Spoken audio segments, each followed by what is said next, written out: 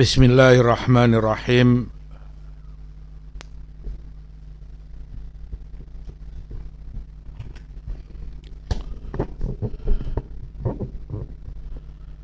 Alhamdulillah. Wassalatu wassalamu ala Rasulillah wa ala alihi wa sahbihi wa man wala wala haula wala quwata illa billah. Amma ba'd. Kepada segenap ummahat dan akhwat rahimani wa rahimakumullah, kita masih membahas tentang afatul lisan, penyakit lisan, yaitu yang sekarang al-kadzib, kedustaan, berdusta. Yang namanya kadzib ma yukhaliful waqi', sesuatu yang menyalahi faktanya, berbeda dengan kenyataan yang terjadi. Sifat ini sangat tercela. Allah sebutkan dalam beberapa ayat celaan tentangnya. Antara lain di surat An-Nahl, innama yaftaril kadhiba alladhina la yu'minuna bi ayatillah wa ulaika humul kadzibun. Hanyalah yang mengada-ngada kedustaan orang-orang yang tidak beriman terhadap ayat-ayat Allah, dan mereka itulah orang-orang yang dusta. Maka dusta salah satu sifat atau ciri orang-orang yang tidak beriman. Senang dan gemar, bahkan bangga dengan kedustaannya. Rasulullah pun menjadikan itu salah satu dari perangai munafikin. Di Bukhari Muslim dari Abu Hurairah, Rasulullah sebutkan ayatul munafik thalath, idza haddatsa kadzab. Al-hadits. Tanda munafik ada 3. Salah satu yang Rasul sebutkan, kalau dia bicara, dia dusta. Tidak sama antara apa yang dia ucapkan dengan fakta yang dia ketahui. Walaupun itu nifaq amali, artinya amalan itu amalannya munafik, tapi itu seperti disebutkan ulama, dihliz al-kufur, menjadi cikal bakal dan menyeret orang. Jika terus menerus itu dia lakukan, dia akan terseret sampai kepada tingkat kekufuran, wal'iyadzubillah. Karena memang kedustaan akan menggiring orang kepada fujur, kefajiran, sebagaimana dalam hadis ma'ruf dari Ibnu Mas'ud juga di Bukhari Muslim, wa iyyakum wal kadzib fa innal kadziba yahdi ilal fujur wa innal fujura yahdi ilan nar wa la yazalul abdu yakdzib wa yataharral kadzib hatta yuktaba indallahi kadzdzaba. Jauhi oleh kalian dusta, karena kedustaan mengantar kalian kepada kefajiran, dan kefajiran itu yang akan menjerumuskanmu ke dalam neraka. Dan kalau seorang hamba dusta dan terus membiasakan diri berdusta hingga dia tercatat di sisi Allah sebagai kadzab, seorang hamba yang pendusta. Kadzib merupakan sifat yang buruk, tidak disenangi oleh siapapun, jangankan muslim, mukmin, hatta kafir pun membencinya. Semua orang yang berakal tidak akan menyenangi yang namanya didustai, dibohongi. Oleh karena itu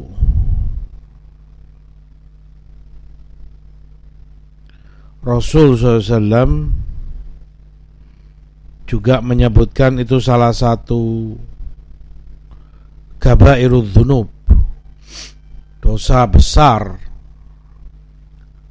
di mana dalam hadis beliau menyebutkan wa ammar rajul alladhi ataitu alaihi yusharsharu shidquhu ila qafah wa min kharahu ila qafah wa ainuhu ila qafah fa innahu rajul yaghdu min baitihi yakdzibul kadzbah tablughul afaq.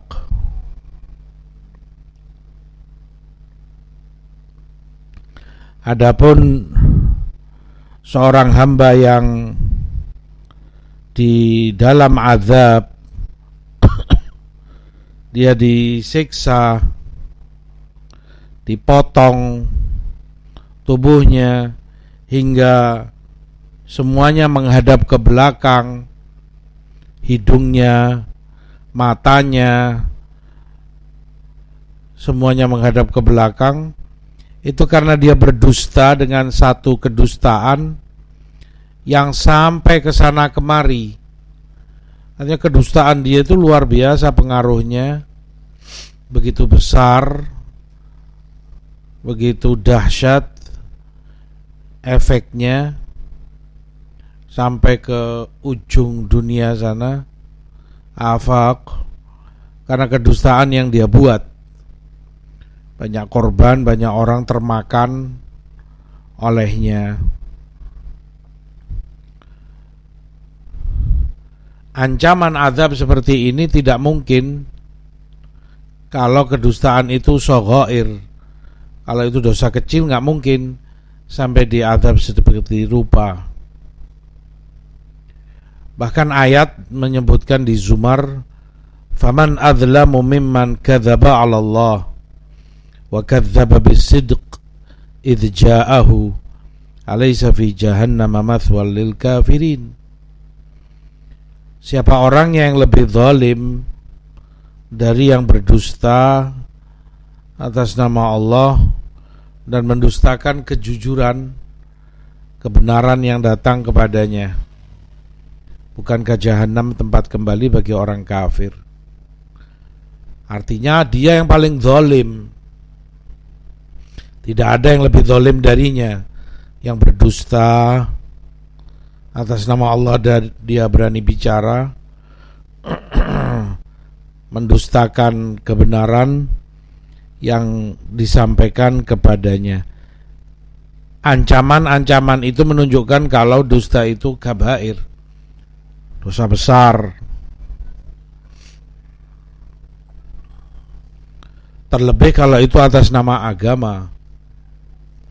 Hingga Rasulullah sebutkan, man kadzaba alayya muta'ammidan falyatabawwa maq'adahu minan nar.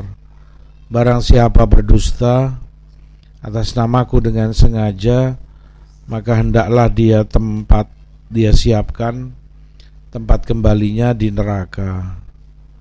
Bahkan sebagian dari ulama mengkafirkan orang yang berdusta sengaja atas nama Rasulullah. Dia katakan Rasulullah bersabda begini, dalam keadaan dia sadar, tahu berdusta atas nama Nabi, menyampaikan hukum sesuatu, karena itu akan dituruti, dipanut, diamalkan oleh orang, tahu itu dari Rasulullah, padahal dusta palsu. Walaupun jumhur ulama tidak sampai mengkafirkannya, itu dosa sangat besar, tapi tidak sampai mengeluarkan orang dari keislamannya. Ala kulli hal, cukup menjelaskan kepada kita begitu bahayanya kedustaan, begitu besar dosa dan dampak jeleknya. Kedustaan ini banyak macam dan bentuknya dalam kehidupan sehari-hari, terkait kita sebagai orang tua. Mungkin beberapa perkara kedustaan yang perlu diluruskan, antara lain kalau orang tua, dalam hal ini mungkin seorang ibu, menjanjikan sesuatu kepada anaknya dalam keadaan dia dusta. Niatnya dari awal memang dusta. Misalnya mungkin si anak itu sedang nakal atau apalah, berbuat ini itu yang tidak disenangi oleh orang tuanya, maka kemudian diiming-imingi sesuatu. Sini nak, sini, kembalikan itu ke Umi misalnya. Kalau kamu kembalikan ke Umi, nanti Umi kasih permen misalnya. Padahal dari awal niatnya nggak ada dia ngasih. Kalaupun anak itu kembali memberikan itu, ya dia juga nggak akan ngasih apa-apa. Itu sudah merupakan bentuk kedustaan. Di dalam hadis Imam Ahmad dari Abu Hurairah, Rasul katakan, man qala li sabiyyin ta'al haka thumma lam yu'tihi fahiya kadzbah.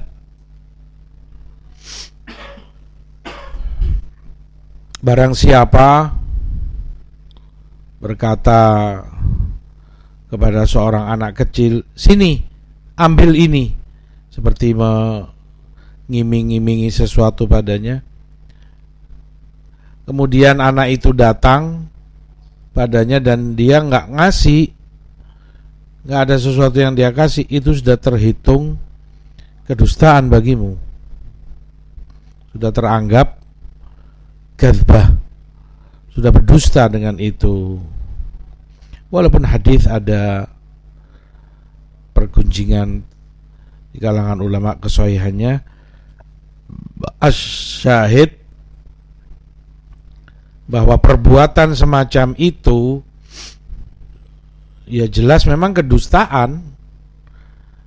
Dia seakan mengesankan memberi sesuatu, anak itu tertarik dan senang tentunya, ternyata itu tipuan, kedustaan. Bahkan dari sisi lain juga anakmu ya belajar dusta dari itu. Tanpa kamu sadari, kamu mengajarkan kedustaan padanya, menanamkan kedustaan itu padanya. Kelak di kemudian hari dia akan berdusta. Bagaimana dia nggak dusta? Itu yang diajarkan, dicontohkan uminya atau mungkin abahnya. Yang jelas itu salah satu bentuk dari kedustaan. Bentuk lain yang kedua, kalau itu dalam candaan. Di dalam riwayat Tirmidzi dari Bahz ibnu Hakim an abihi an jaddihi, Rasul katakan, wailun lilladzi yuhadditsu bil hadits liyudhika bihil qaum wailun lahu thumma wailun lahu.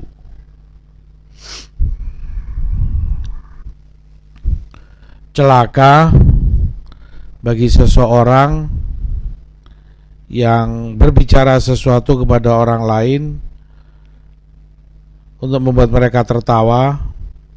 Celaka baginya, celaka baginya. Dia membuat orang tertawa dengan kedustaannya, dengan sesuatu yang mungkin dia yang rekayasa, tidak ada fakta dan kenyataannya. Tujuannya untuk membuat orang tertawa, maka diancam dengan wail, celaka baginya. Perbuatan itu menyeret dia kepada kemungkaran yang besar. Termasuk dari bentuk kedustaan pula ketika orang dusta mengaku melihat ini itu dalam mimpinya, padahal tidak ada yang dia lihat sama sekali. Dan itu kadang dilakukan oleh sebagian orang.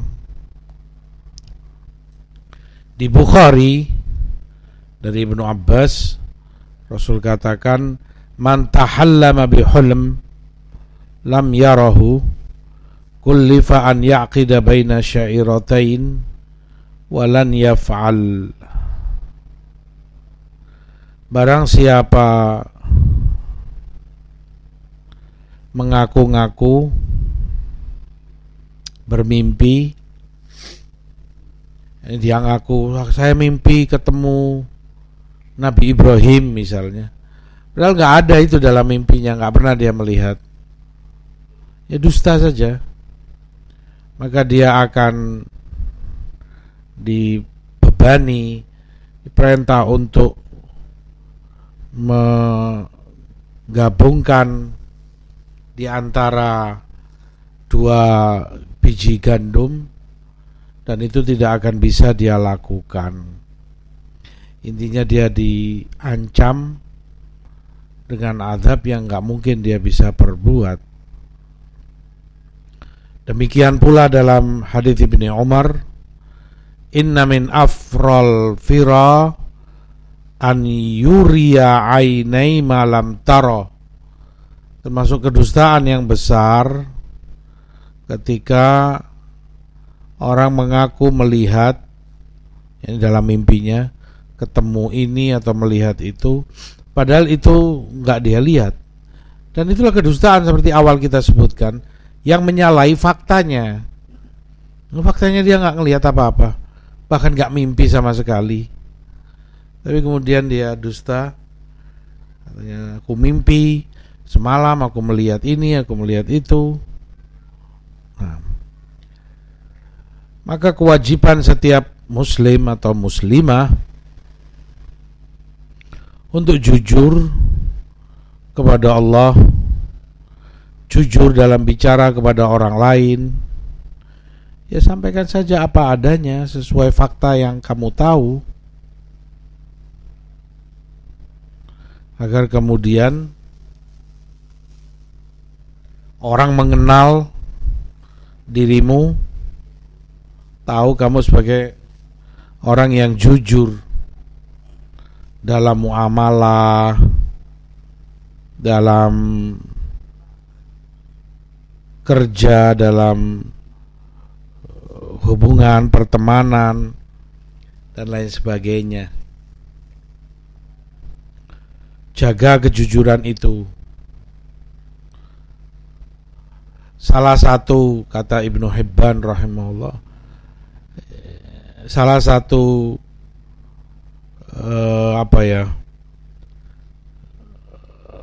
dampak yang ada, beliau katakan orang kalau jujur, artinya dikenal dan diketahui fulan itu jujur, kalaupun misalnya dia sesekali pernah berdusta, akan dibenarkan oleh orang. Orang percaya, kalaupun dia dusta, kali itu. Saat itu dia dusta. Tapi karena dia dikenal orang jujur, orang baik, gak pernah dusta, gak pernah menipu, kedustaannya pun akan diterima orang, dianggap sebagai kebenaran. Sebaliknya orang yang dusta itu dikenal orang, ma'ruf, fulan ini pendusta, kadzab, sering dusta, sering nipu. Kalaupun suatu saat dia betul jujur, orang gak akan percaya padanya. Orang sudah istilahnya waleh, orang sudah trauma, khawatir kali ini pun termasuk kedustaan dia. Siapa yang bisa menjamin? Orang gak tahu. Padahal saat itu dia betul-betul jujur. Ya Allah, saya jujur betul kali ini, kondisi saya begini, tolong dibantu, saya mengalami masalah ini itu. Orang udah gak mau percaya. Itu dampak buruk dari kedustaan. Termasuk dampak buruknya pula, kalau dalam hadis, pendusta gak akan pernah diterima riwayatnya. Dalam hadis, ahlul bid'ah masih bisa diterima dengan syarat yang berlaku, yang ulama sebutkan, selama riwayat itu tidak mendukung kebid'ahannya, selama kebid'ahannya bukan bid'ah mukaffirah, selama ada beberapa syarat, intinya masih bisa diterima. Adapun kedustaan sama sekali nggak akan diterima riwayatnya. Makanya ulama sebutkan kedustaan kalau dilihat dari sisi dampaknya tadi lebih buruk daripada kebid'ahan. Kedustaan lebih buruk dari kebid'ahan, lebih parah dampaknya, imbasnya. Karena seperti tadi, gak akan diterima riwayatnya, gak akan didengar. Kebid'ahan masih bisa diterima riwayat. Kalau perawi itu dari ahlul bid'ah masih bisa diterima dengan syarat-syarat yang berlaku tadi. Nah, ala kulli hal, ini semua mengingatkan kita afatul lisan, penyakitnya lisan, dusta. Berdusta, akhlak tercela yang harus dijauhi, ditinggalkan oleh setiap muslim atau muslimah, sehingga tidak mencoreng kehormatan dirinya di hadapan orang lain.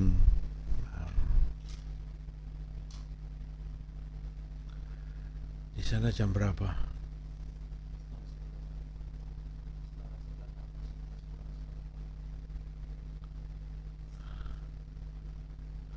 Zuhurnya?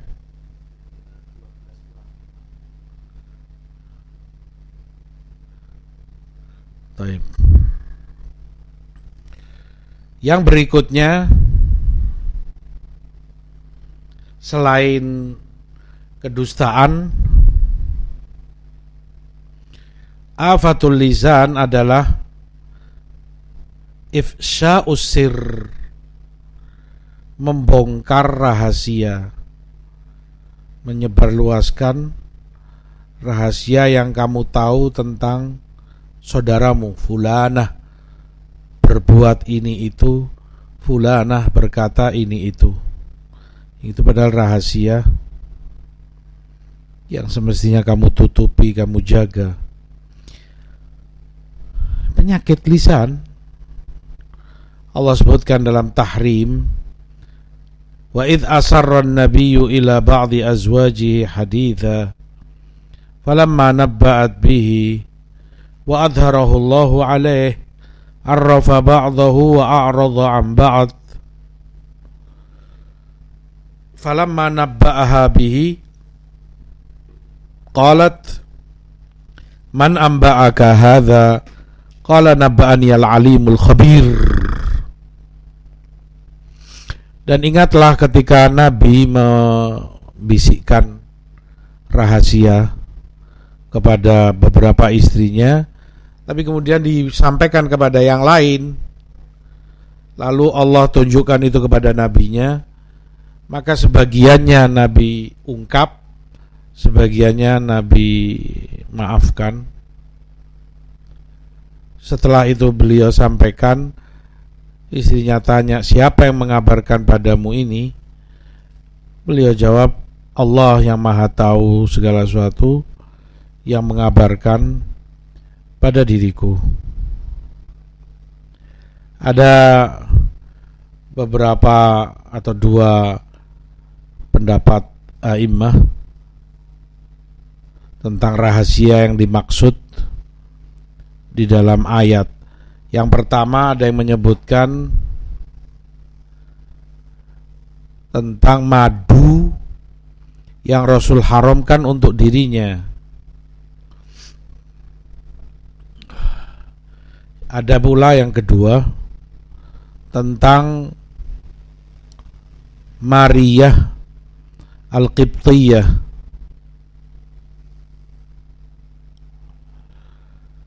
Hal itu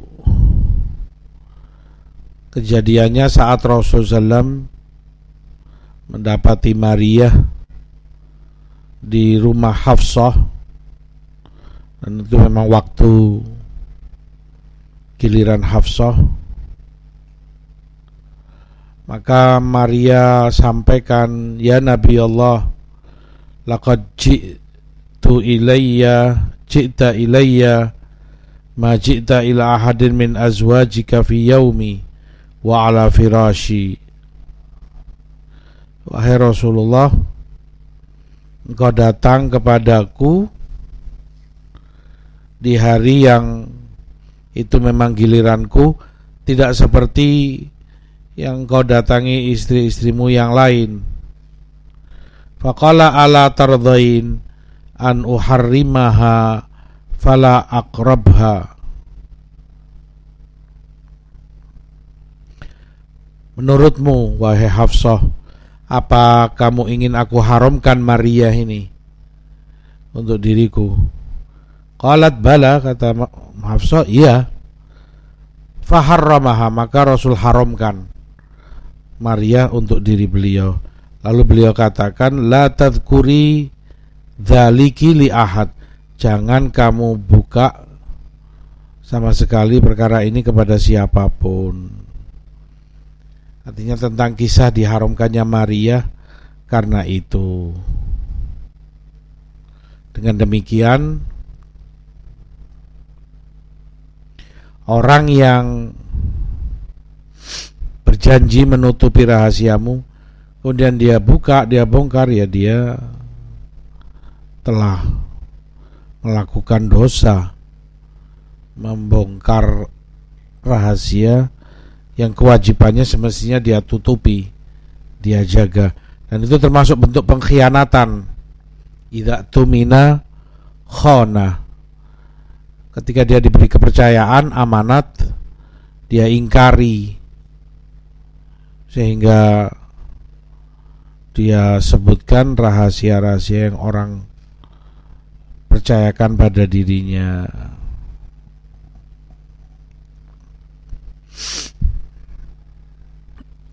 Di dalam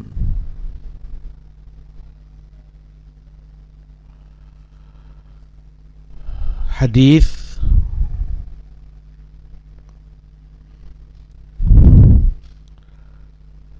pernah suatu ketika Rasul membisikkan sesuatu kepada Fatimah radhiyallahu taala anha. Karenanya kemudian Fatimah menangis sejadi-jadinya, nangis besar. Kemudian Rasul bisikkan lagi sesuatu, karenanya Fatimah tertawa. Aisyah radhiyallahu anha karena semangatnya ingin tahu ilmu dan segala dari Rasulnya, kata Aisyah, aku tanya kepada Fatimah, apa yang Rasulullah bisikkan padamu? Tapi lihat jawaban Fatimah, ma kuntu liufshiya sirra Rasulillah. Gak mungkin aku membuka rahasia Rasul sallam. Ya, kalau memang dari awal Rasul ingin Aisyah tahu, bisa saja Rasul sampaikan dengan suara keras agar Aisyah dengar. Tapi karena itu rahasia, Rasul bisikkan kepada Fatimah agar Aisyah gak dengar.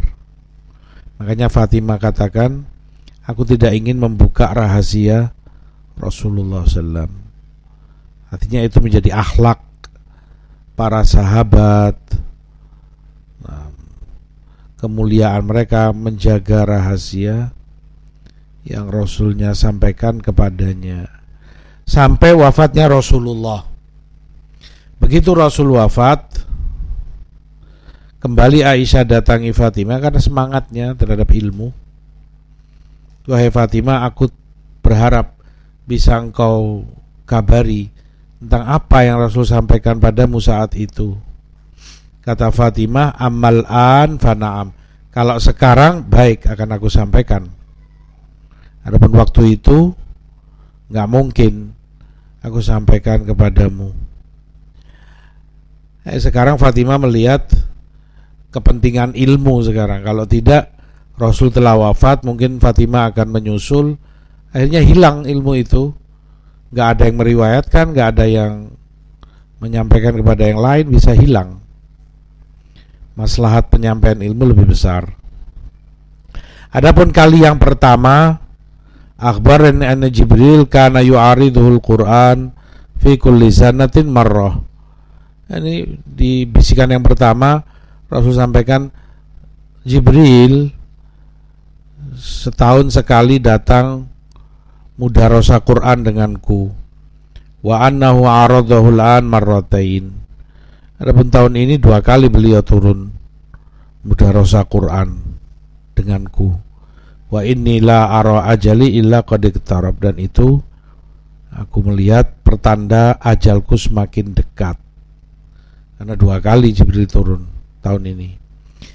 Fabakait, mendengar itu aku menangis, itu kali yang pertama. Thumma sarani thaniyah, kemudian beliau bisikan yang kedua kalinya. Qala ya Fatimah, ala tardhain an takuni sayyidatan nisa'i ahlil jannah. Wahai Fatimah, tidakkah kamu ridho, senang Allah jadikan kamu tuannya atau pemimpin wanita-wanita di jannah? Dan aku tertawa, senang mendengar itu. Itu tertawa yang kedua kalinya bisikan Rasul sallallahu alaihi wasallam. Asyahid, itu akhlak para sahabat menjaga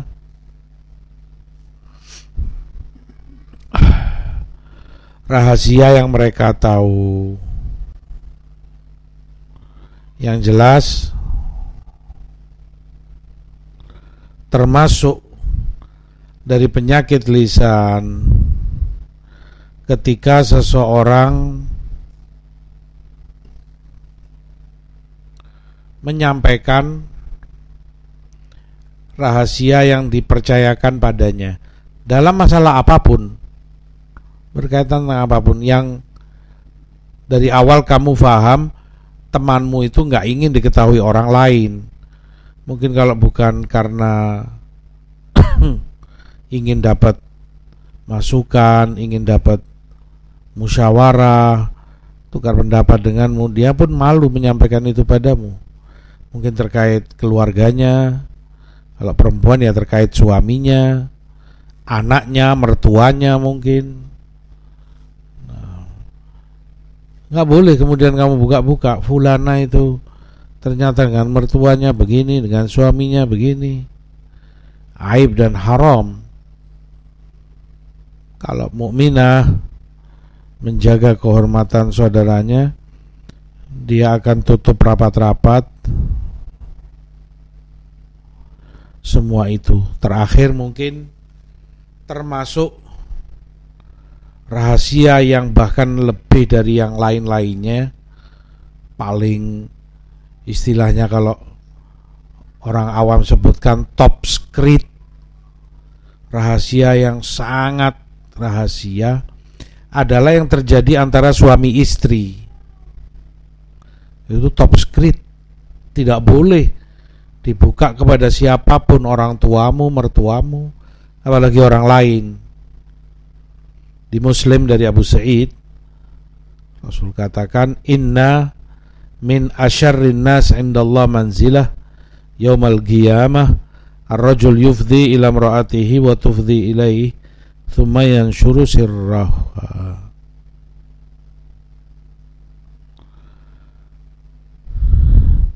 Orang yang paling jelek kondisinya, paling buruk kedudukannya di sisi Allah di hari kiamat kelak, seorang suami yang